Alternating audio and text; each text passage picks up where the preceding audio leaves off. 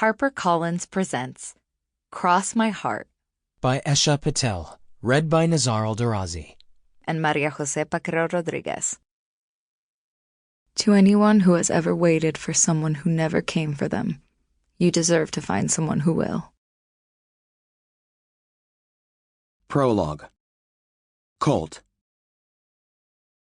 7 years ago, May was supposed to be in the barn, where her quinceañera was still in full swing.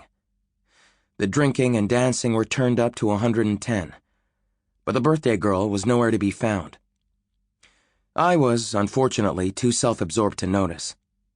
I was busy being a dramatic 15-year-old guy, and moping because May hadn't chosen me to be a chambelán in her court of honor. She'd chosen Dylan Wright as one of them, though. I guess it made sense. Dylan was starting quarterback on the football team, and worshipped the ground May walked on. Great guy. To be fair, even if she had chosen me, I was self-aware enough to know I wasn't the party-planning type. But I'd have got my shit together for May Velasco. At the end of the day, I didn't care if Dylan was a better waltzer than me. It was the sentiment that mattered. Dylan Wright 1, CJ Bradley 0. I had just left the barn and hit the dirt path, kicking rocks with my dress shoes, all angsty teenage main character. I'd headed out of the party through the back of the ranch after Ma and Pop announced they'd bring the car around because my kid sister Savannah was getting cranky. I was alone in the field. Or at least I thought so, until I realized that May was out there too. I guess she hadn't let anyone know.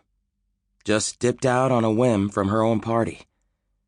She had escaped to the lacrosse field her dad made her a couple years back in the fields behind the Velasco family ranch. Lines spray-painted in the trimmed grass, goals on either end.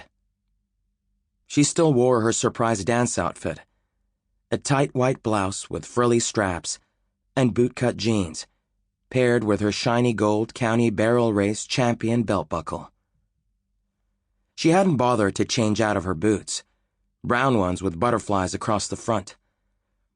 Her black hair was perched precariously on her head in a very curly half-up, her crown and makeup and fake eyelashes still in place. The lacrosse stick in her hands, completely ignoring the long bedazzled acrylic nails she must have had done not too long ago, May swung. The ball went flying from the head of her cross with a swoosh, and then the satisfying whack when it hit the back of the net. She turned to me slowly, cognac-colored eyes probing, crossing her arms as if to say, "Well?" "Want to join?" she asked. "Sure." Hesitantly, I stepped forward on Oxford wingtip-covered feet that were not nearly as agile as hers, adjusting my tie awkwardly. She tossed her stick my way, and I grabbed it as she rifled through her bag for another. My hands were literally clammy with nerves, and the slick metal of the stick threatened to launch itself right out of my slippery grip. Yeah, I feared this girl. We'd been at each other's throats since we started playing in the same town. But fear was definitely not the explanation for my state at the moment. "I'll probably go in there again in a minute. Just needed to. Clear my head, I guess."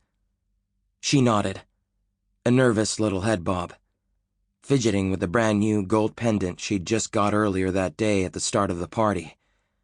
An elaborate cursive M in a heart with scalloped filigree edges. I've never been much of a dancer. And then she did something entirely weird, and she said, "Do you think I've been that zapateado?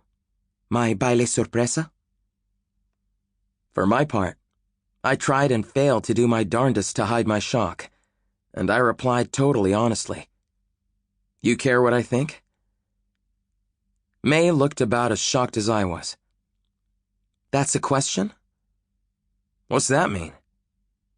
"Whatever," she said, with a scrunch of her nose. "Guys never get it." I opened my mouth to say something, anything at that point, but then immediately closed it again.